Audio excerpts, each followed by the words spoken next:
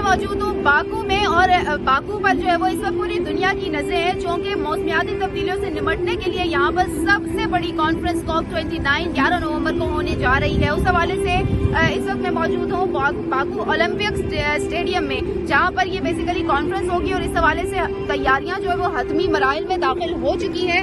तैयारियां की जा रही है। वेलकम कॉप लिखा हुआ है एंट्रेंस पर और इसके अलावा अंदर जो है वो ग्रीन वर्ल्ड और डिफरेंट इस तरह से एंट्रेंस गेट के बाहर लिखा गया है, वर्ड्स लिखे गए हैं। इसके अलावा गुजरगाहें बनाई गई हैं जहां से सिक्योरिटी चेक के लिए करने के बाद लोग जो है वो अंदर दाखिल होते हैं।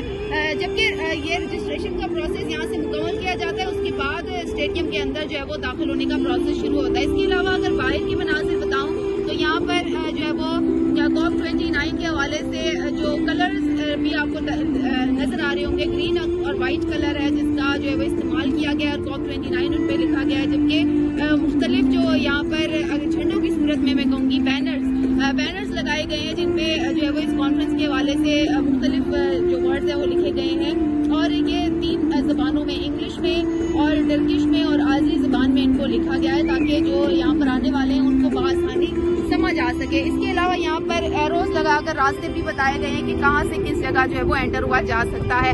अगर मौसम की बात करूँ तो बाकू का मौसम खासा सर्द है। इस वक्त भी ठंडी ठंडी हवा चल रही है और सुबह से ही जो है वो यहाँ पर बादल थे, बारिश भी हुई और इसी सर्द मौसम में होने जा रहा है COP29 का आगाज।